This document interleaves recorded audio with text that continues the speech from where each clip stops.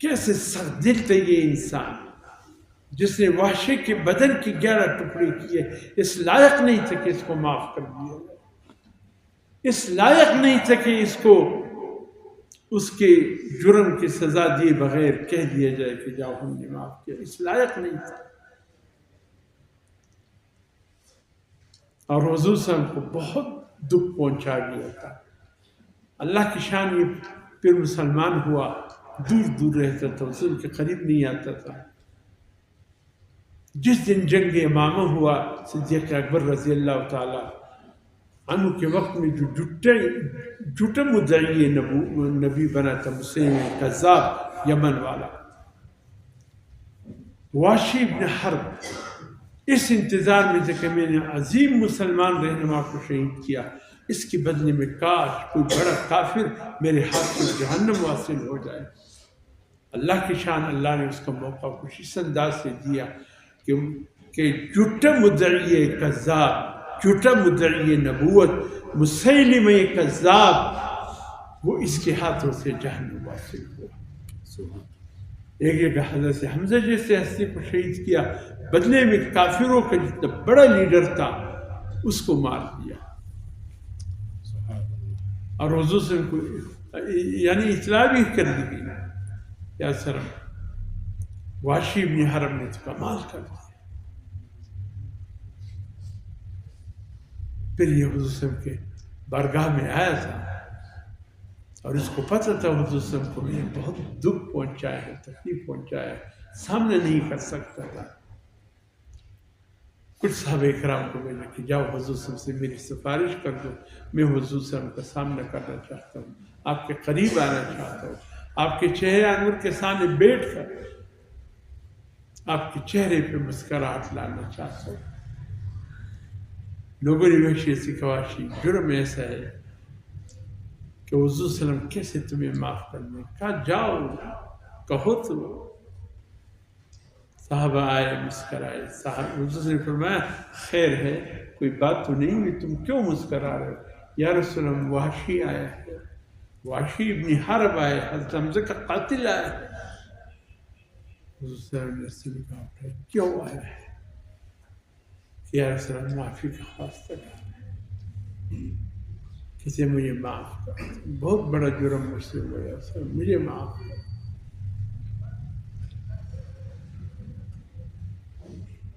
حضور سے فرمایا جاؤ وحشی کو کہو اللہ نے تجھے معاف کر دیا، میں بھی تجھے معاف کر دیا۔ کسی وحشی نے کہا کہ قرآن کی کچھ آیتیں ہیں وہ مجھے آپ کے قریب آنے نہیں دے رہا ہے۔ حضور نے فرمایا کون سی آیتیں ہیں؟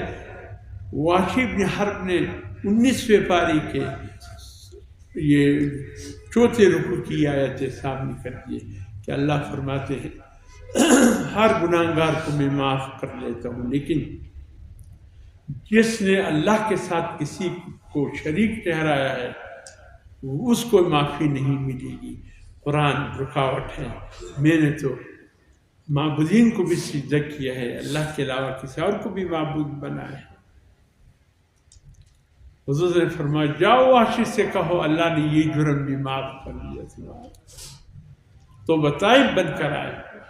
ایسا ایک اور قرآن کی ایک اور بات بھی رکاوٹ ہے، کہا کیا؟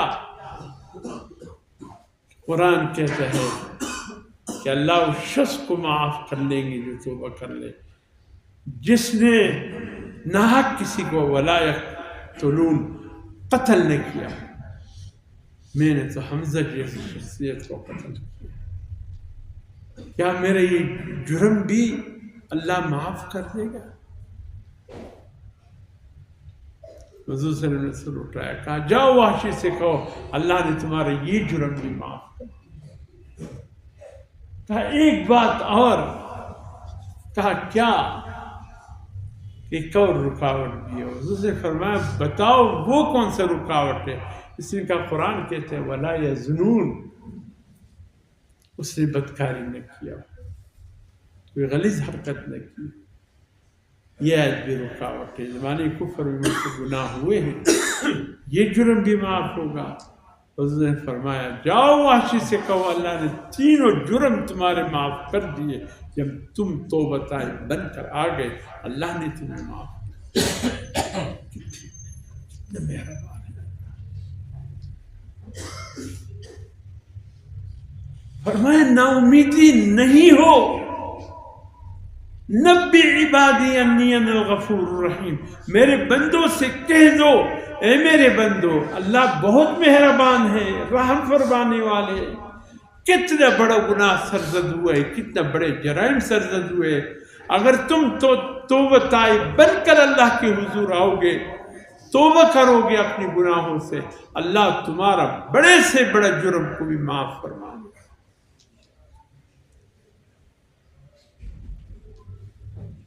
لیکن ساتھ میں میرے بندوں سے یہ بھی کہہ دینا اللہ کہ نبی عبادی انی انا الغفور الرحیم وان عذابی هو العذاب العلیم، کہ کسی نے اپنے رب سے معافی نہیں مانگی اور بغیر اللہ سے معافی مانگی دنیا سے چلا گیا، پھر اللہ کا عذاب بھی بڑا سخت ہے۔